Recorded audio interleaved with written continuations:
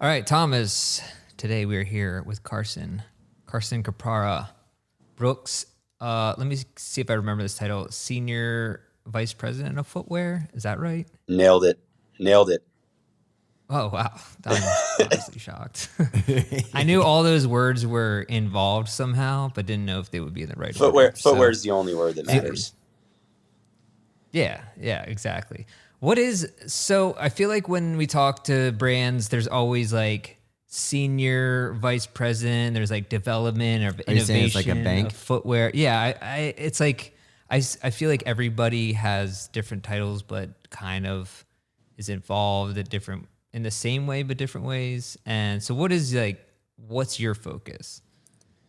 So my focus is bringing all of those titles and all of those departments together to build a shoe, essentially. So we've got design, have a head of design, have a head of development, head of R&D. You'll have head of research, so you have all the different functions within the footwear team. And I try to pull us into one room, one space, and have us, create a vision for where we want to go with the line. Okay.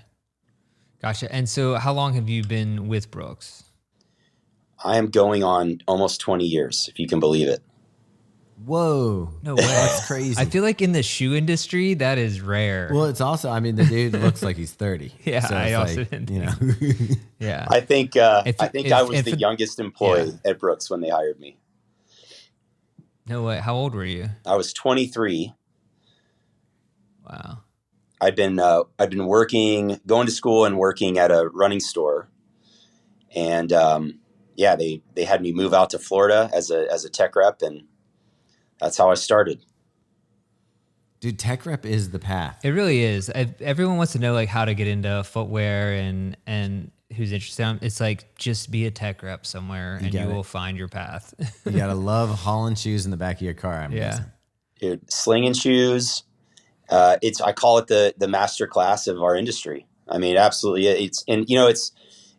It's sort of a rite of passage, for many, just because you have to have fit a lot of shoes, right? To have a good intuition and to see what's missing and what needs and what consumers and runners value. And man, it did that for me big time. I was 7 years actually in a running store, and then about 3 to 4 years in the field as a tech rep or a tech rep manager. So foundation of everything I still rely on today.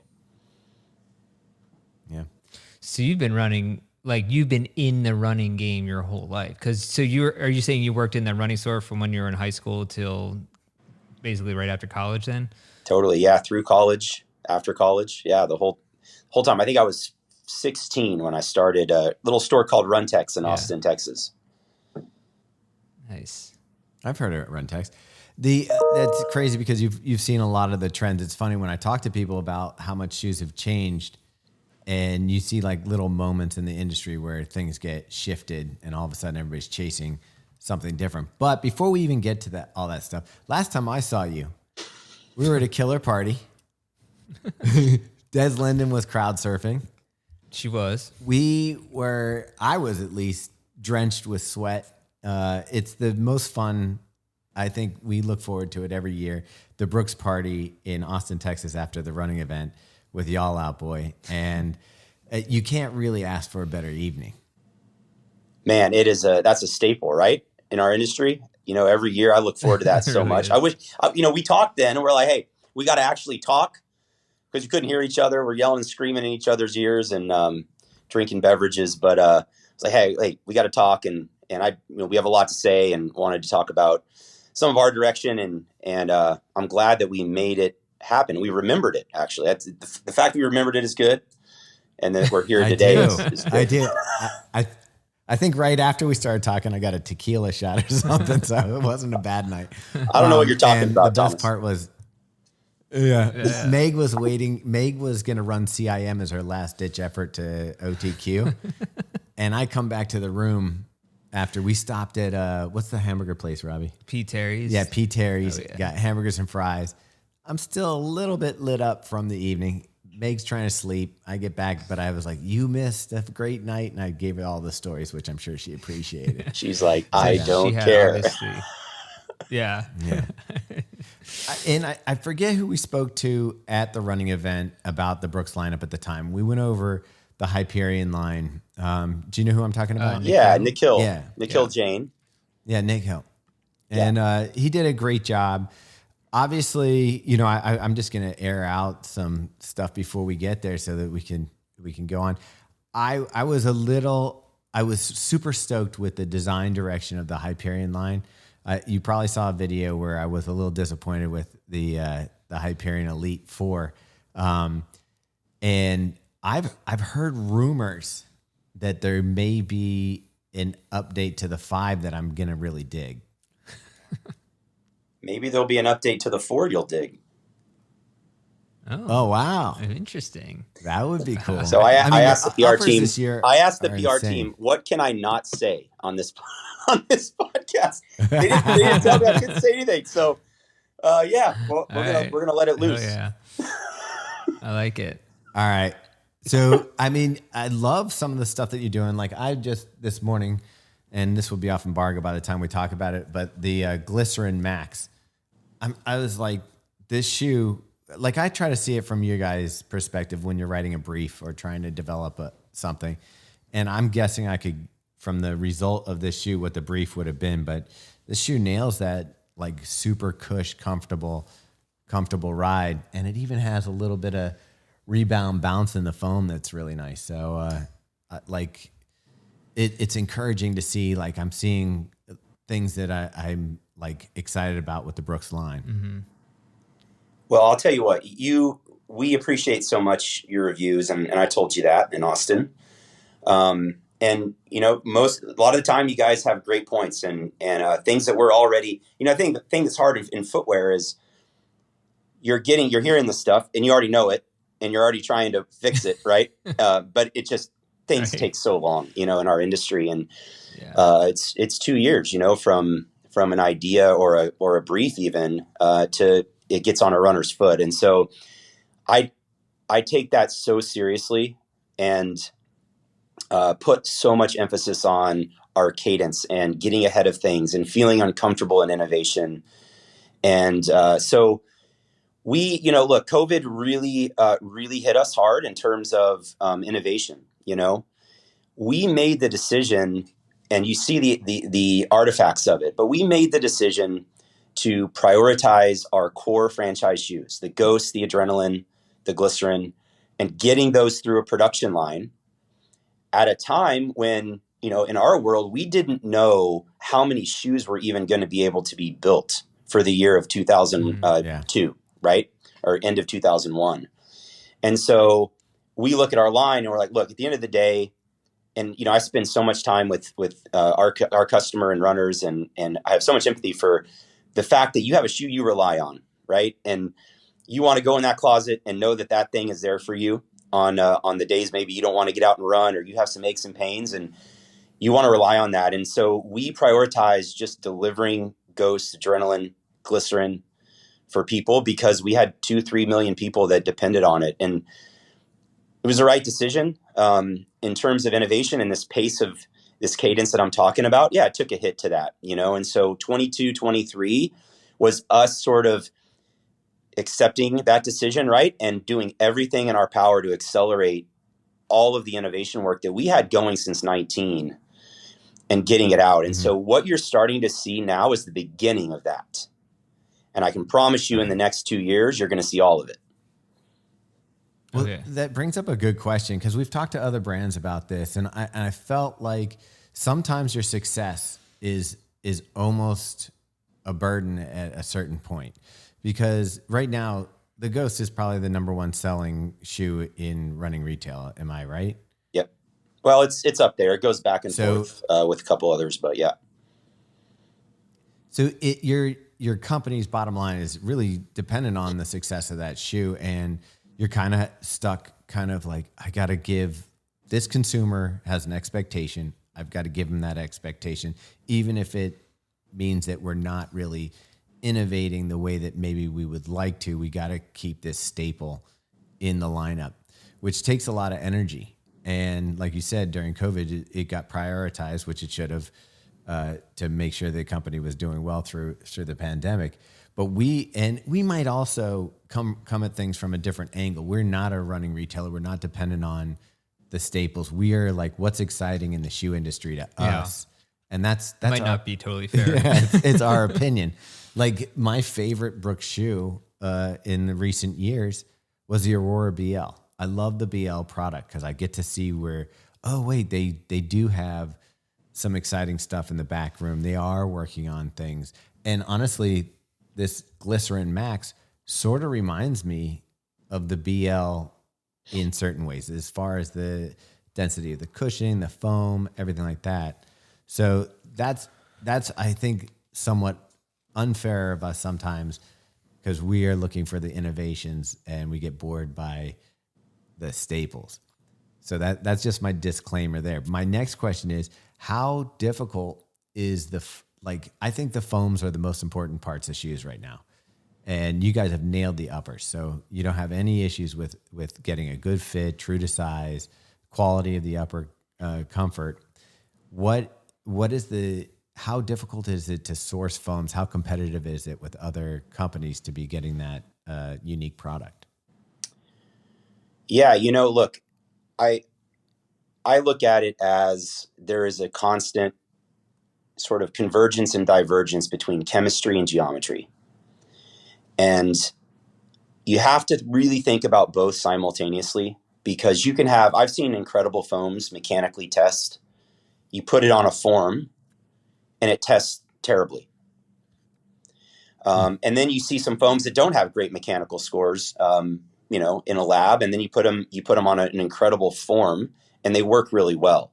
So it's really having to do both. And so I'd like to say, hey, we could just go rely on chemistry and innovate there and we're going to be great. We can put it in anything. And you really can't. It has to be a combination of the chemistry and the foam that you're developing and the shape and the form in which you want to utilize it.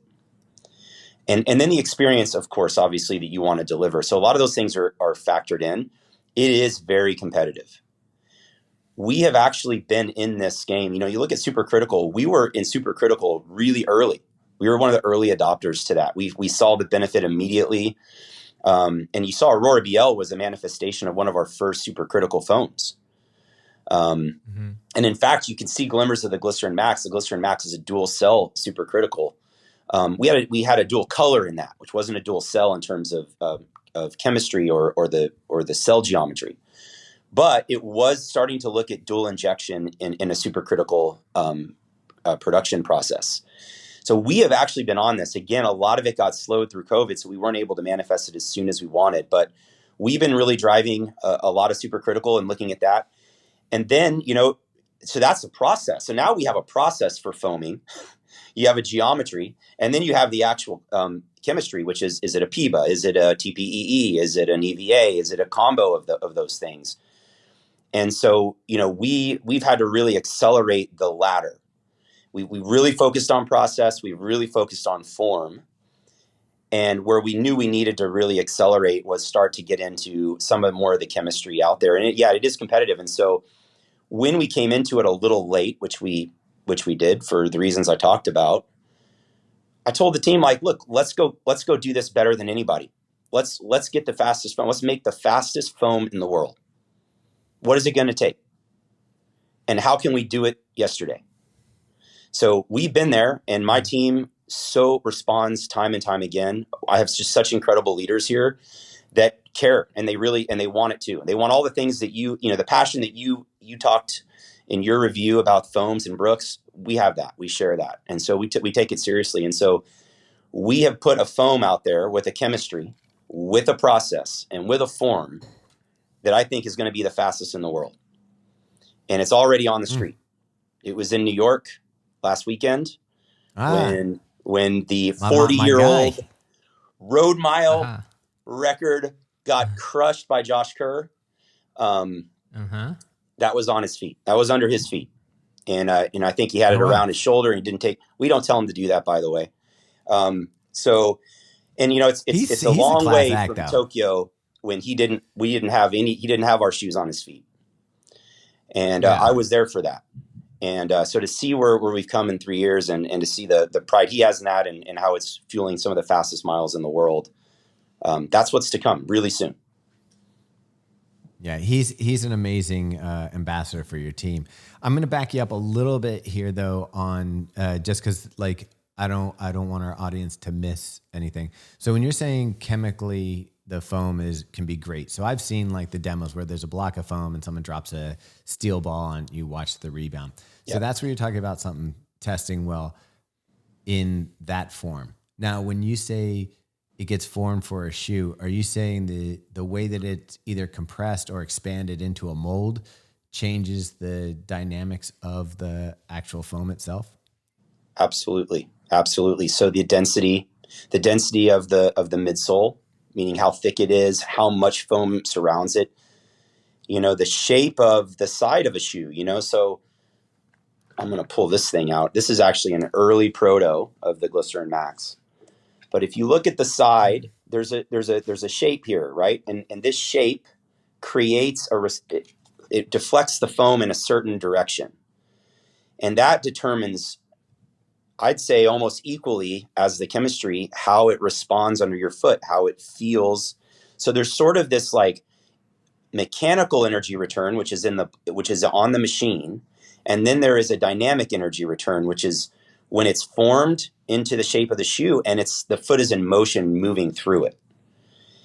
And a lot of times you can see one thing be great at either one of those, but it's hard to be great at both. So that's what I mean by the form, is like, it really does have to work in a shape that amplifies the benefits of the mechanical properties. So the tooling isn't just for cosmetics. This is actually part of the performance of the shoe in so many ways, not just in cushioning and energy return, but also in balance. Maximalism, we were actually pretty slow to respond to this, because we've done a lot of research in biomechanics. As long as I've been on the footwear side, since 2009, I've been embroiled in biomechanical research. I have no business. I'm not a biomechanist, but I've sort of been pseudo biomechanist with all the years in this. And we had seen so much around, the higher you go in foam, you actually increase the impact force on the body. And that means, and the reason it does that is when your foot lands on a surface that's inconsistent or it can't anticipate, the leg will stiffen. And it does that to just make it predictable. The body wants things to be predictable and running because you're repeating it thousands of times. And so we saw that, a lot of these early foams that were really thick were really unpredictable. And so the body would stiffen, and we saw impact forces be higher, actually, even though intuitively you'd think it would be lower because of the more foam.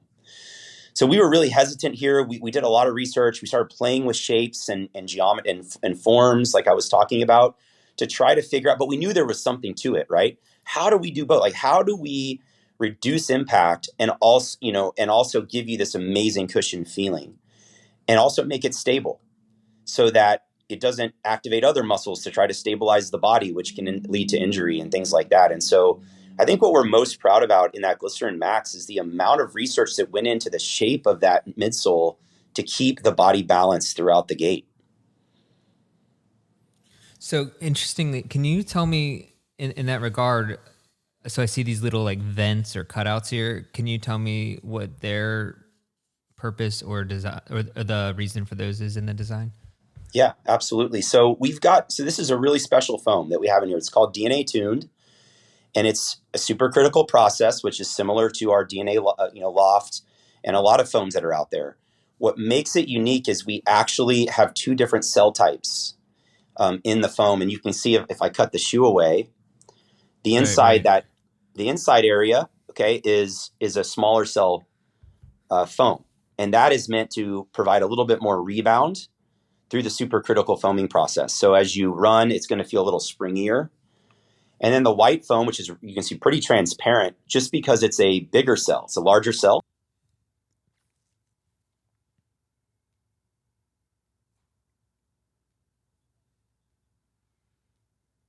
Just go back to describing the midsole. Okay.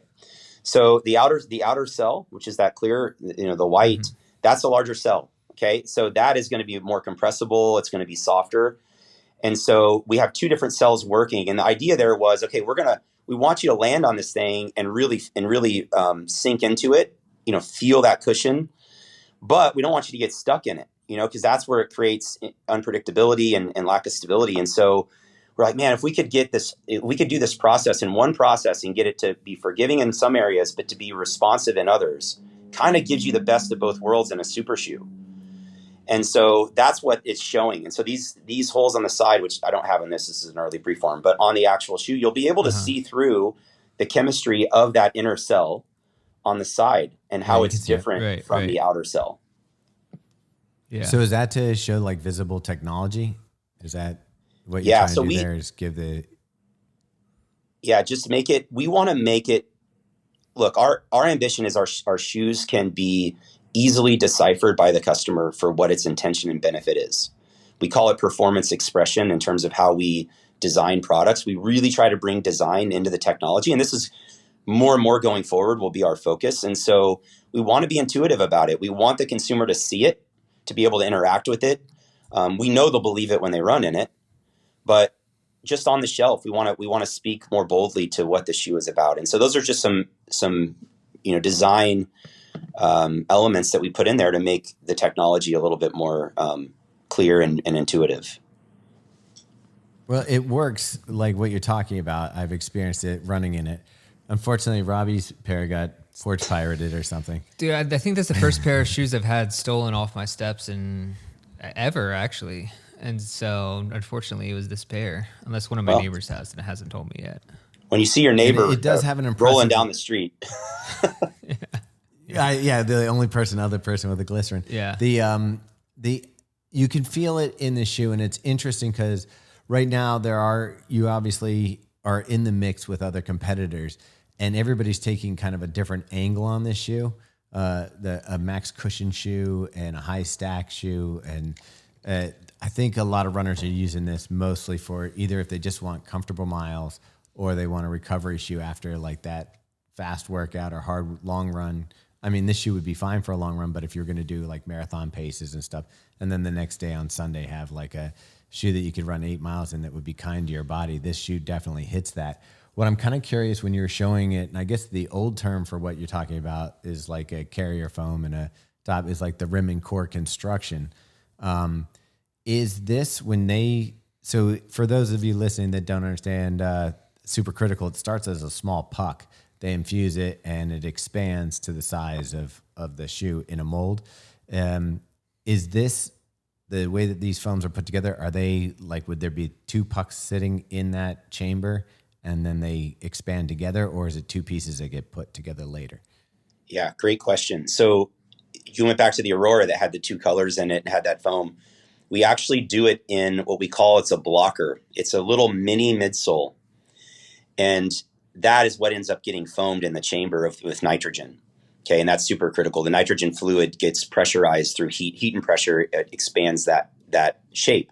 And it's probably 1/15 the size of the actual shoe.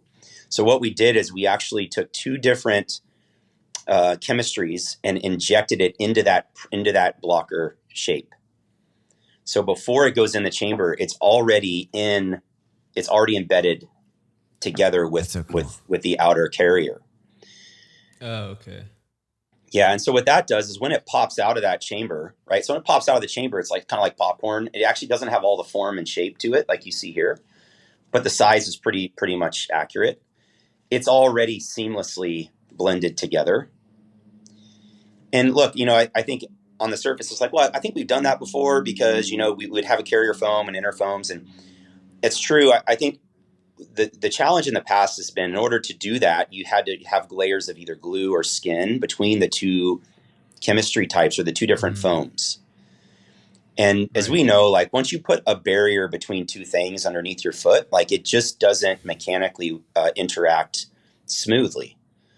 And so you end up getting something out of it because you get this tunability, but then you would take away maybe the continuity or the homogeneous nature of the ride, which makes it feel better. So it was always like there was a little takeaway with doing it. This is the first time that like you're not having to give anything up, and you can have a smarter, a more placed design. And so when you say double injection, is that why you call it double injection, because of the two layers? Okay, gotcha. Yeah. So there's a mold, right? And then the first injection goes around the perimeter, and then it goes to the next injector, and that injects into the center. So it's done in the same, like, 2-step process. And then that piece, once it dries and cures, that's, it's just a little midsole. And then that goes into the chamber to be supercritical foamed. Okay, I got you. I wish I had one of those. Usually I have one of those by, because they're just so cool. They're these little pucks. Yeah. They're awesome. Yeah. Like a popcorn machine. You put them all in, and then these things just pop out of it. It's pretty neat. Yeah. Are there any existing video? I've always wanted to. I want to see it. It has to be on YouTube somewhere, right? I don't know, of a video of it. Probably. If not, we can send you one. All right, that'd be cool. Yeah, I do want to give a shout out to the design of the Glycerin Max. I feel like this is not to say that Brooks running shoes aren't the coolest looking running shoes. Depends which model it is, but for something with the glycerin on the name, I gotta say this looks nice. I like the big bold logo, and that it's like a rubberized. Well, I got the compliment this morning because I ran. Nice. I ran in it this morning, and when I came back, my son he's on his cross country team. He's like, "What shoes are those? Those look cool." Oh wow! And I was like, really? Oh, okay. Yeah. He's 15, so Yeah, so you don't have that Ohio Riz. Yeah. You got that California Riz. Exactly. Sorry, Seattle Riz. It is. I have to say, this year for you guys, like design. I don't know who's come on to the design team recently, but the Hyperion line and certainly this shoe, there's like a different vibe to. It's like a little more less pedestrian looking, a little more sport. Forward looks, I thought that the cosmetics of the shoes look great this year. Yeah. I'm glad you noticed that. We have, look, it's all about the frame, right? And for us with design, we have just such an incredible design team, and we have a lead designer, Gerald Coots, who's been with us now he's actually been with us for a number of years. And he is incredibly talented. I think for my job is to unleash that. And to do it in a way that is really performance-based, and I think we can do both. We don't want to go too extreme one way or the other, where it's like, it functions really well, but you're kind of just like embarrassed to wear it. You don't want that. On the other side, you don't want something that looks great, but you don't really want to put any miles in it. And so it is a very narrow window to hit. And what I've tried to do with our leadership team is try to get them into a space of like, look, we want to bring you and our design into the performance, into the R&D. And I think what you're going to see from us is design is going to be beautiful because it's intuitive, and because it's bold, it's clear, it's not opaque, it's not, and I think that's the space that I'm pushing them to play in, and they're delivering in a big way, because, look, a big shoe, you wouldn't put that on a shoe. Like we took a lot of heat for that in the early proto rounds, because it's like, what is this? And look, the reason we put that on there is because the entire shoe is that way. Everything you touch on that thing is like, oh my gosh, it's a cocoon of, just plushness. And so the chevron should be the same, our logo should be the same on there. And so we did it, even though like people didn't understand it, but we didn't care, because it's about communicating to the customer the intent of that shoe beautifully, clearly, boldly. Oh, this is like the best version of the chevron I've probably ever seen on a Brooks shoe, I feel like, in my opinion. I don't know. I like it fits perfectly with it. And it's just like, there's not a lot. I feel like sometimes there's a lot of different designs, or not overlays, but just, I don't know. It just gets busy. And I feel like this simple, like big black chevron on the white, and I'm sure there will be other colorways, but it just looks good. Well, from a branding standpoint, this is something you can see from 25 feet. Yeah. And I think especially like you look at, Josh Kerr running in the mile and stuff, you guys have done a nice job of branding right now, with the staying consistent with colors and marks, that you can start to pick out, okay, like Josh is leading the way, but then you'll see somebody else in a similar singlet and a similar thing, and you're like, okay, Brooks, which, before it seemed like it was more team dependent. So you might have had like Hanson's or stuff like that, where now it feels pretty branded. Yeah, and I think it's a little bit too our mode right now is, and going forward and sort of this, it's a new era for Brooks, coming out of COVID and this new innovation. I told you it was going to be a new cadence. It's going to be a new pace from us. We're going to be fast and slow at the same time. And I think that's what I want our audience to know. I want you guys to know. We can be fast and slow. And because, we need to be slow in terms of like being very evolutionary in certain areas, because that's what matters to certain people. And we also need to be fast in areas because that matters to people. And I think we can do both. I think we can be smart in a way to do both. And I think our branding is really getting to the place where it's like, hey, we used to really be like, we're going to over deliver, we're going to maybe under promise, like maybe be kind of under the radar. But when you put the shoe on and you're going to believe in it. And that's not going to change. But I think we're at a place now where we need to over promise and over deliver, and do both of those things. Like be bold. We're proud. We put the work in, we put the preparation in, we have incredible stuff coming. And so I think there's just a natural pride in like what we're making that the brand is sort of just riffing off of. And Josh is an example. It's just so amazing the moment we're in and the timing with him, because he just so exemplifies the moment we're at as a brand and who he is, his character, how he races, and how he represents us. And it motivates us. We have this cyclical relationship where he motivates us, we motivate him, and it's all of our athletes as well, in that mode. And I think the branding is, you can't fake branding. Like it has to come from the real place, and it has to be at the right moment when you move into different expressions. Yeah.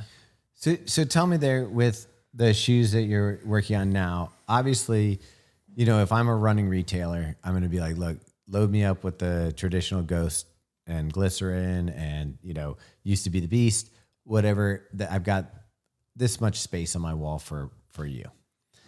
How are they adopting some of these newer looks and feels from shoes? Like, are you seeing it start to penetrate the mom and pop shops, those running stores that would traditionally be a little more conservative? Absolutely do. And I think I just met with them. Actually, we had some retailers up here in Seattle this week, and I love talking to them. I came from that world, and so it's fascinating to me. It's a challenge. We may get into naming. I would love to, because I'd love to talk about what our naming strategy is, because it really does. It is about solving that conundrum, which is how do we put more options on the wall? Especially when they work, when they all work. When they don't work, they don't deserve to be on the wall. But when they all work, how do they all get on the wall in a way that doesn't feel complicated, doesn't feel like it creates a sea of sameness, or those sorts of things? And I think that's what retailers, that's the choice they're having to make right now is, do I add another thing to the sea of sameness in certain areas, when there's all of this breadth of different products and brands and executions? I can't get too pigeonholed in one space. I have to stay broad. And I think that's hard, because then you have to be able to win on every front. You have to have a great shoe in performance, racing product. You got to have it in sort of faster training shoes. You got to have it in cushion sort of runnable shoes, everyday shoes. You got to have it across every product. And I think that's our goal. And so we want to come to the table anywhere where we put a shoe up. We want to be best in class, best in the category. And so, I was talking to retailers like, hey, what's going to give you the confidence to go broader with us and bring more? Because we've got something coming in a year from now that is completely different than anything you've ever seen from us. And they need to know that we need to get that on the wall. It has to be out there, because customers have to try it. And I think customers want that. They are going into running stores now, I think, in a different way than they did back when I was slinging shoes. It used to be go in, hey, fit me up. I think now it's like, hey, what do you got? Show me what you got. Yeah. What's new? What's next? And then a lot of the retailers are playing a role of helping them understand it. Yeah, there's less brand loyalty, I think, also than there used to be. Like someone would say, okay, Brooks works for me. That's my foot shape.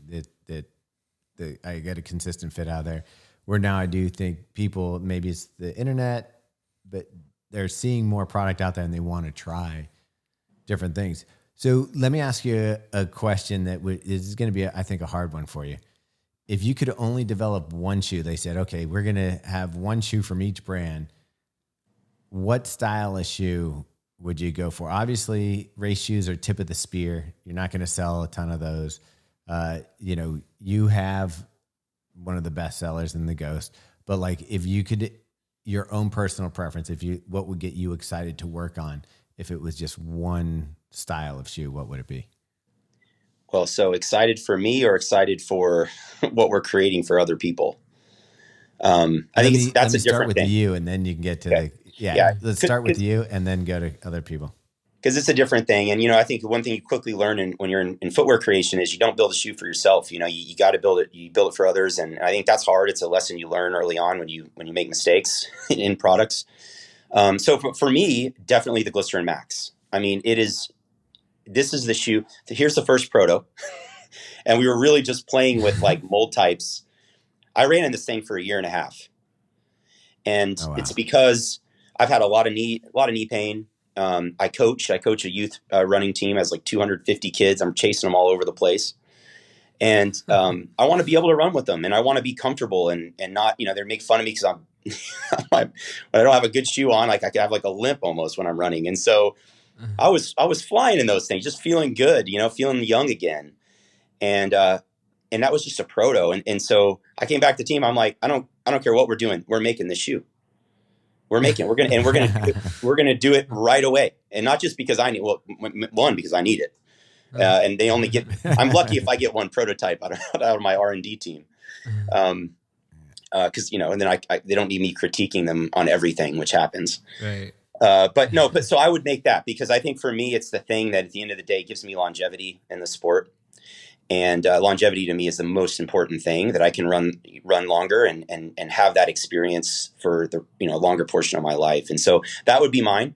I think if it were for the populace, the runner votes, right? And I would say the Ghost is that shoe. It just is the perfect blend for us of everything we do. And it has to continue to do that. It's like a wine, right? Like you got to blend that thing. You have to take all the varietals of the moment in time that you're in, and the seasons and the different things, and you got to keep injecting it in there. And I would probably speed it up a little bit from its cadence over the last 10 years and make it a little faster, but not so much that people can't rely on it. But that's the shoe that I would keep tuning and finding that perfect balance of new, familiar and new. Because I think it just is so reliable for the most amount of people, regardless of your preferences or how you run. Yeah. We start from a run perspective when we're looking at shoes, and we notice it, like we get a lot of questions. I don't know why it is right now. We get a lot of questions about walking and stuff like that. Should people be using like running shoes to walk in, or should we be developing specific, should Brooks have, this is our walking shoe kind of thing? Like what's like, cause I'm going to guess most retailers also, that's a large chunk of their business is fitting people for shoes that are comfortable, not so much for running. Yeah. It's a question we ask ourselves and our biomechanics, our lab team often, because we don't want to be missing so many people walk in our shoes. I think maybe even half, right? Yeah. I think that's true for a lot of brands. But they're walking in it because it feels good. And I think that the technology and innovation that we bring in running just has such a broad effect, positive effect on so many things: fashion, walking, comfort, I think just mobility in general. And so I think every time we've sort of forayed into really being specific about a walking technology or whatever, we just come out with like, man, the running shoe just feels better. and people like it, yeah. Right? And people vote, and unless it's used for like a specific, industry type job or whatever, which is sort of different. But like, just like I'm going to walk around the block, the running shoes are just light, they're breathable, they're stable now, and the foams are amazing. So I think it captures them in its nature of our focus on running and innovation, and walkers benefit from it. I did want to bring up, obviously running is having a crazy moment right now. I feel like even in Baltimore, we go out. Whenever I go out now, it's like staggering to see the amount of runners at any time. I was working the other day, had the window open. I just hear people walking by talking about running. It's just like it's so pervasive right now. How exciting is that for you guys, especially coming out of the pandemic when things were a little like, how's this gonna how are things gonna go? Flying shoes over from Yeah. Asia. Yeah. And now it's almost like you're reaping the rewards of everything that came from the past couple of years. I actually think COVID, Yeah. is the reason. But Yeah, it is. We do too. I mean, I remember COVID. So in my previous job, I was also running our consumer research team, and we went out during COVID, and we had, as you can imagine, we shut down everything. Like in the first couple, the first month around, production, because we're like, oh my gosh, we're gonna have no retail. We're gonna have any retail. No one's gonna be running. And then, but we went out and did some consumer research virtually, and we started to realize really quickly, like, oh my gosh, people are now running who've never run before. Like, sort of unlocked the sport to so many people. And we felt like, you know what, this is going to be sticky. I think because running is sticky, right? Like once you can get past that initial barrier, which is hard, and we hope we make shoes that can help people do that.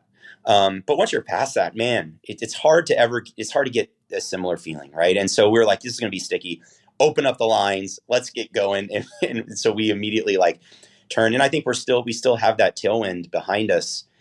And I can tell you, like, I love running so much. I love the sport. I love creating product for runners. And I love the fact that I work for a brand that's focused really on that primarily.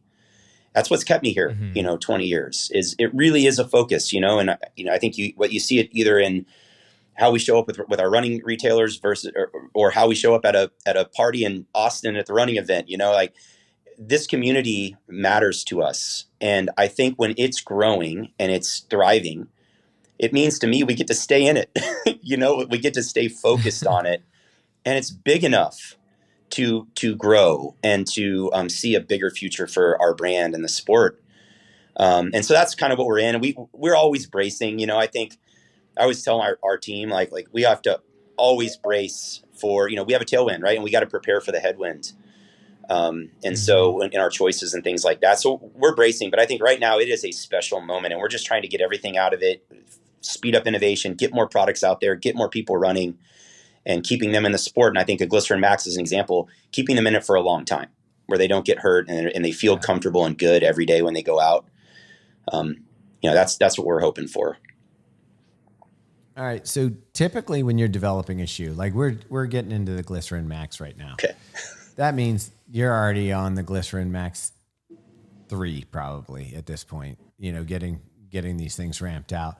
What can we expect in the future from Brooks? Like, what are some of the trends that you guys hope to see consumers embracing in the next 25, 26 season? Well, I think we have really steered hard into bigger shoes, and it's been a great thing.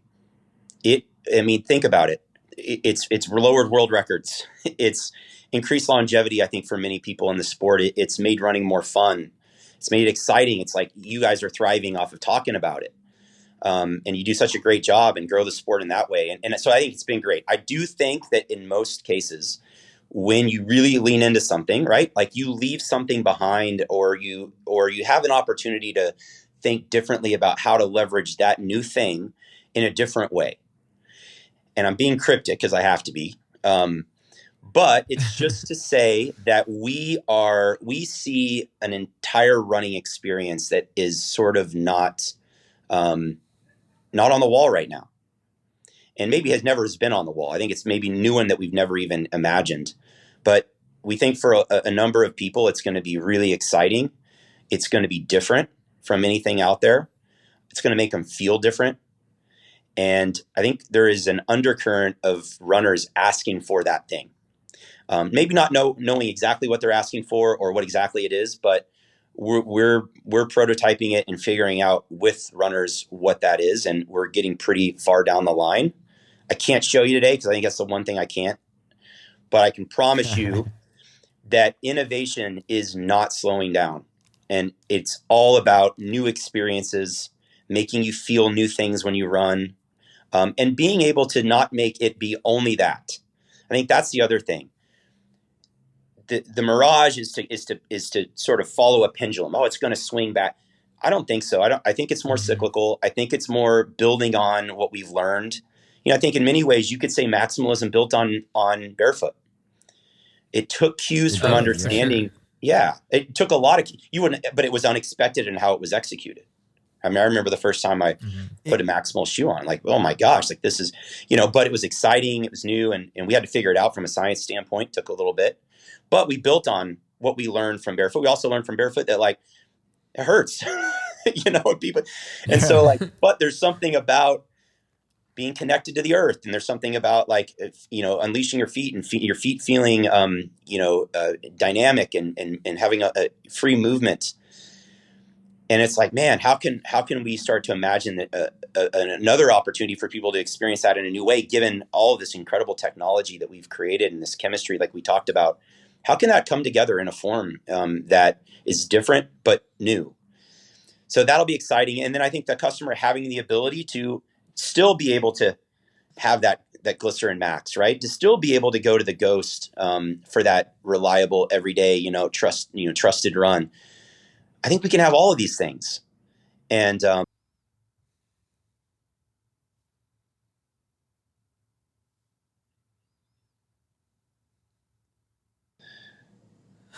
I'm back now. Sorry. See, I get going and then my phone wigs out. Actually, no, people are trying to call me on my phone. But so, yeah, but like I think we're in a place where people want to explore. They want to have different options. They're willing to have multiple shoes for different things. And running is a bigger part of their life. And so they invest more in it. So I think that for us, it's like, hey, we want to keep innovating, keep bringing new things, keeping it exciting.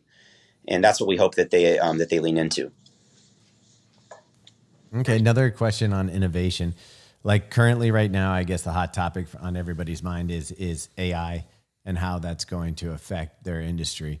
Yep. Do you guys have any insight? Or are you guys working on stuff now that you're trying to incorporate either ways in which to work with it or ways to work around it? I think we're working with it. We're trying to understand its long-term value stream, which we know it's there, right? So I think initially it's the generative nature of AI has really accelerated how we think about form and shapes and how we think about how we sort of break the mold for what a running shoe has to be. It can force us into an exploration faster and more easily than we've ever been. So it definitely does that. I think, but at some point it can take you out of reality, right? So you have to sort of, at the end of the day, running is such a real thing, and it's an antidote to like all of the tech, right? And so you have to come back to the real world with it. And so I think that we're exploring how to do that. But it's been interesting there. Also, too, I think just in terms of we're moving from this place where running was really prescriptive, I think, in products, especially in the technical performance world. The consumer broke out of that. They didn't want that. They didn't want to be restricted on brand, like you said. They didn't want to be restricted on, I have to have that support shoe. They wanted to have, and they learned that like, hey, different things work for me than maybe you would think, right? And so they were liberated, and they should be, And so I think things will get prescriptive again, but it will be a seamless prescription, where it's like if we have a holistic knowledge of every step you take on a run, and like we learn from that, and like we understand like when your body is feeling good and when it's not, and then be able to create technologies that are able to sort of adapt to that, in real time, or from shoe to shoe.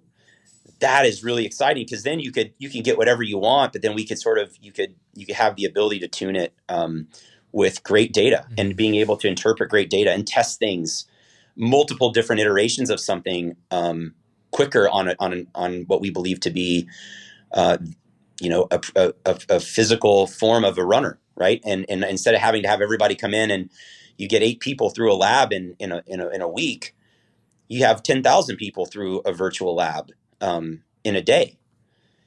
And I just think that's exciting because then it leads to like, well, we're going to have shapes and things that we've never imagined. And it's going to work with people individually. We know everyone's individual, and that's just the reality.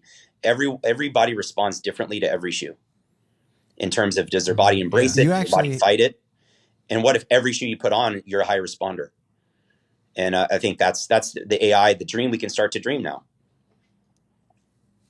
Now, in the past, you've had, I believe you did something with a foot scan at the running event where you created molded, I'm not sure if it was insoles or what it was to the shoe, but it was starting to touch on some of this personalization of footwear. Is a highly personalized piece of equipment for athletes the future of the sport or the future of manufacturing with Brooks or any brand? I think it's an interesting future. I don't know if it's the future. I think it's an interesting future. It's one that we're interested in creating. I think it will not be in the way you think. And for us, like, that's where the mode we have to be in, because look, you could have, I think what we learned from the first trial, which we learned a lot from that experiment with HP, and we were thinking, what we learned is like, the technology has to be great. And if you tune something that isn't great, how good is it? Yeah. Right. So you got to be able to, if you have something great and then you can tune it, then you have something that's, and you see that with athletes, right? Like if you can give them the best foam, but that foam, they're a high responder to the shape of that foam or the density of that foam, it then accelerates another level. And I think that's what the future is for me, and that we're excited about, is that we could, it's the ability to understand what you're responding to and be able to amplify that. And I think that's the future. Now, how we go about doing it, I don't know. I don't know how we're going to do it, but it sounds pretty good to me. And I think I always talk, in footwear about how can we elevate the power of a shoe. And I think it's been really elevated the last 10 years, which is great. And how can we continue to elevate it more? You look at a cell phone went from, you talked about a Razor phone earlier versus you paid $100 for those things, and now we pay $1,000 for a phone. We don't even think twice about it. Right. I think footwear can be the same, $1,000. Well, that's what I was thinking. I was like, I feel like the first step. That's your dream. I feel like the first step in personalization of a shoe is the same thing. Like when the first laptops came out, it's not the average person isn't buying a laptop. It was people who had $5,000 to spend. So I do feel like if you get that customizable, whether it's 3D printed or just very specific to a person's foot, the first person who's going to buy it is going to be someone who can drop $1,000 on a shoe, and they're going to get the perfect fit with the perfect ride. And 5 years later, they'll be like, man, that wasn't worth it. Yeah. And, but then that'll trickle down to the general public, like any technology. And along those lines, I did want to ask you, so when you have a pro athlete like Josh Kerr running in an approved prototype or a shoe that's coming, do you have a specific upper that fits their foot? Like, do they have their own, their own version of the shoe, or is it just a general prototype? Like, how does that work? No, they have the general prototype, and it could have been inspired by them, right? Like what they want, but they have. So what we put on, like say World Athletics, what we submit, it's a general prototype, and we have multiple athletes typically. So I'll let you know, like. So Josh had a new thing on his foot for Fifth Avenue Mile. Zach Panning, who led a lot of the Olympic Trials Marathon in Orlando, he had that same thing under his foot. And so like a lot of times it's not individual to an athlete. It really is something that can be leveraged across all of the athletes. And ultimately, I will tell you, this is me and I think our brand, like we are super interested in how can we quickly get what the athletes have on their feet onto everyday runners' feet. That to me is like, that's the ultimate. So otherwise, if you go super personalized for the athletes, you may give them an incremental advantage, but then we're making it really hard to be able to scale that to get it to more people. And our athletes, for the most part, Right. they want to scale it too. They want people to experience what they have. And so that's why we decide not to over personalize things for them. We try to keep it at the prototype level. Yeah. All right, one more question about foams, and because this kind of plays into the future of the shoes. I had mentioned Pebax foam because Pebax, I think, is one of the easiest ones to see success with. But now we're seeing a lot of the aliphatic TPU. I think I'm saying that correctly. Yep. Good. Coming in, and I believe that people are having success and finding that works. In the future, when we talk about your performance product, right now you're neither the Hyperion Elite uses either one of those foams, correct? Today. Yeah. So maybe when this comes out, forward, that will be not the case, but we'll see. All right. So as things move forward, are you leaning towards one of those foams over the other? Well, again, so I think PIBA is just a super interesting compound, right? And so there's uses for it. I think we're playing in it for sure. We're trying to understand how to pull the other levers with it. So I talked about like the process that you foam it with, right? And so we're looking to innovate the process that you foam it with. We're looking to find the balance of PIBA, aliphatic TPU. They're blends of these things. That's super fascinating. Like we're fascinated by how do we get the right blend to deliver the right experience? And I think we're investing in that stuff. The industry is investing in that in a way it never has. So and we also have suppliers investing in it. So that's coming. We're really excited about it. We are going to innovate in foams as fast as anybody, if not faster, and going forward. And I can tell you that. And we're going to push beyond foam because I think honestly, foam gets you to a certain place. And then what's beyond it? Because I think there's a future beyond it that's even better. Interesting. Awesome. When you say that they're working on new foams and chemical makeups, is it something that does each brand have a proprietary, like almost like a trademarked foam or something so it makes it difficult for Brooks if you come in behind somebody who's already using, like 3 brands are using PIBA, do you have to come up with your own yes. Yeah. You come up with your own. Now look, at the end of the day, there's little things you can move around, right? And find space to sort of patent it or to have intellectual property over a foam. Everyone basically has their own formulation. Ours leans towards this adaptability component. That's why we have DNA on all of our foams, because we try to elicit a certain response where at different pressures, it responds the same. So if you're a larger runner or a bigger size shoe, it feels similar to if you're a smaller runner in a smaller size shoe. And so it's the levers that you want to pull when you build your chemistry. And that's one that's really important to us. Sustainability is really important to us too, right? So that's a lever that we pull. So those levers, every brand has to make decisions on those. Energy return is one of them. Impact reduction is one, right? So there's all these different things.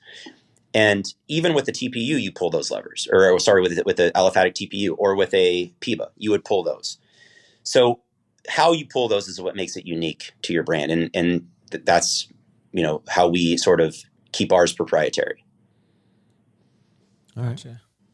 I did want to talk about real quick, is there going to be any changes with the GTS shoes or anything like that? Because I feel like I do actually like that you streamlined them all into just putting the GTS on the end of the name, but for review purposes, it's the worst because it's like looks like the exact same review and shoe just from photos. But with stability, kind of, I don't know, it just doesn't feel like it has so people ask for stability shoes, but it's not what it was 5 years ago. Guidance. No. Yeah.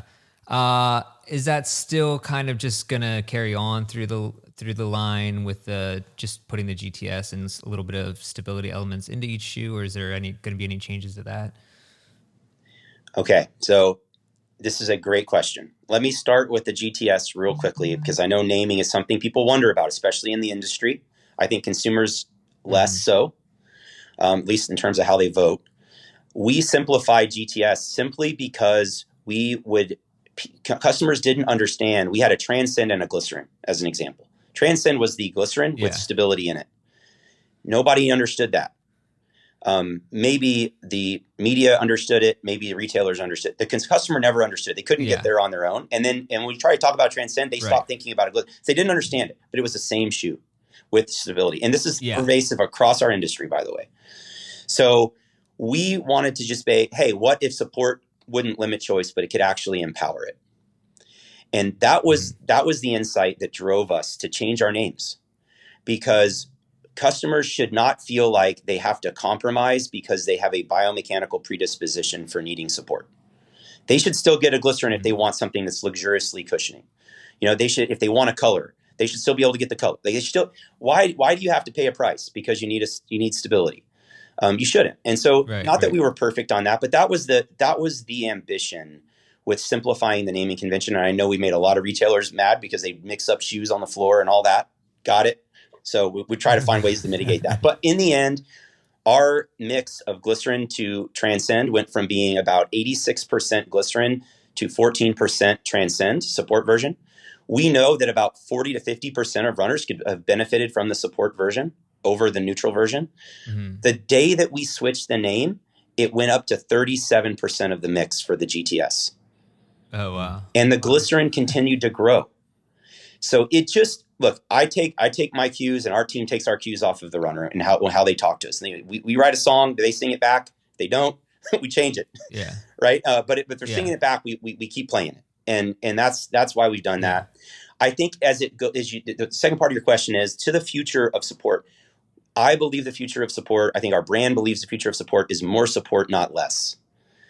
And the reason that is like I said earlier, every single person should have support in their shoe for them. And whether or not we talk about it, everyone gets supported by a shoe in a different way. Your body will respond to it. An example would be if you put your foot in one shoe that doesn't work with your body will work to fight that shoe to maintain homeostasis, to maintain its preferred motion. And it does that through muscle activation. It will activate and fire muscles, and it will do what that requires, oxygen and energy. Okay, so any shoe that does that is not supporting your motion. On the other side, if you put a shoe on that actually is in harmony with how you move, then the body relaxes, it doesn't fire as many muscles, and then you're able to be in this homeostasis for longer and more easily. If that's the truth, which we believe it to be, every single runner should have support. And we're not going to be able to make a personalized shoe for everyone, but we should be able to think about support in every shoe we make. And think about and give the consumer access to those options to determine which one moves with their body the best. And that's just a little bit of a glimpse into what we believe is the future. So we are doubling down on support for everyone. And I don't know where other brands are going, but that's what we're going to do because we believe deeply in it. Okay, cool. I did want to give a shout out to the trail side of things because I feel like the trail models have really picked up over the last couple of years, especially with the Catamount Agile, the Caldera. I feel like there's been a lot of improvements on the trail side. I think Adam Chase will take credit for that. Okay, that have been we'll been really excellent. And I just feel like Brooks is maybe a little bit underrated in that space. So I think that was really good. And then just a shout out to the Hyperion Max, which is one of my favorite shoes, 2024. So I love, and again, Thomas already mentioned it, but the uppers on the Hyperion line, crazy. Like that's my favorite upper of the year, no doubt. Maybe. I love the look of that shoe. This is a good example of tuning for different people. Robbie prefers something a little firmer than I do. Yeah.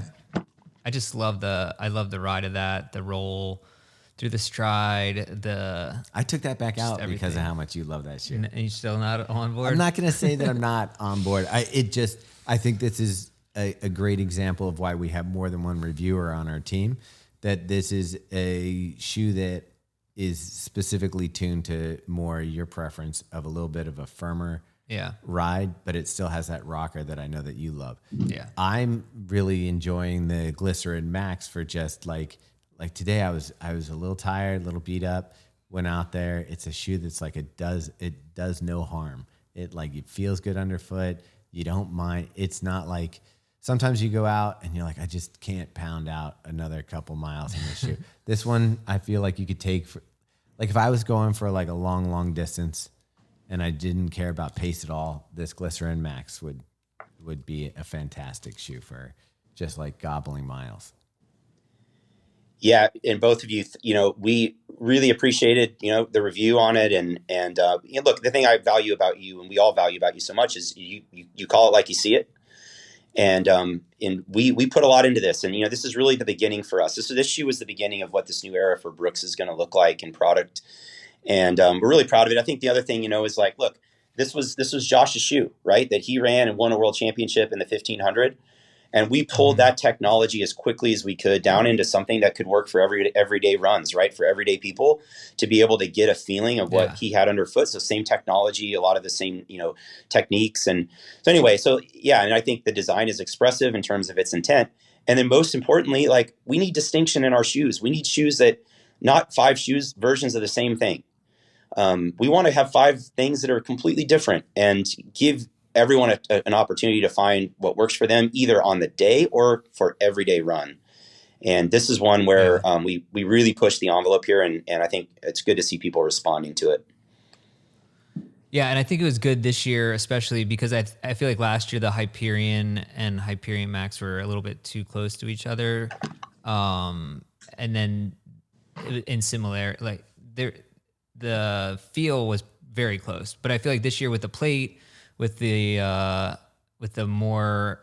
rocker and everything else, I feel like you get that separation that you need. And I think it works great. Awesome. Glad you like it. Yeah, for sure. Anything else, Thomas? No, I'm good. I think we covered a lot. Yeah, that was great.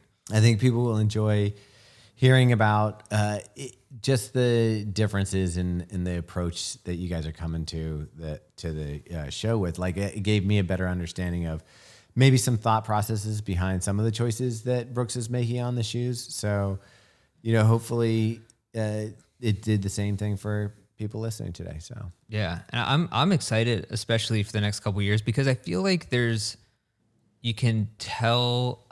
Tell me if you agree. I feel like you can tell when things are changing for a brand. Like for Asics, it was the Nova Blast. And then I feel like it's a sea change in the brand. Yeah, you can see, like, you're just like, oh, okay, this is actually different. And then it's like moving in a new direction. It's exciting. And so I don't know. I feel like that's kind of what I feel about the Glycerin Max, and then even the Hyperion Max. And just to recap a little bit, we talked about branding and like you can't fake it. And I see some brands that try to shift the way the public might see their product, and you can't. I feel like you're right. You can't tell people, oh, Brooks is cool or Brooks is this. Like, you have to make shoes that people feel like, hey, this I want to wear Brooks. And I think that these shoes, the way that this shoe is put together with the Glycerin Max is one of those shoes that's gonna maybe win over some people that weren't necessarily, that connected to the Brooks brand. Yeah, awesome. Thank you. And look, we want to earn it. We want to earn that trust. We want to earn that excitement, that energy in our for our product. We're going to earn it, and we're going to earn it with every step you take, right? And we're going to be proud of it, proud of the stuff we make, and we hope that hope that our runners are proud of it too. Awesome. Cool. Well, thank you so much for your time. Yeah. I'm totally looking forward to seeing you at Y'all Out Boy again this fall. Pretty excited. We have a new outfit for our crew, so you'll see us out there. Yeah. All right. So crowd surfing for both of you next time. Yeah. Oh, definitely. Yeah. As long as Dez is there, we're in. This time I'm not holding Dez up. I had great video, but I messaged her and said, hey, I won't release any of this video unless you want me to. And she's like, probably better that you don't. God, she scares me with that every time. I'm like, oh my, I'm like underneath her.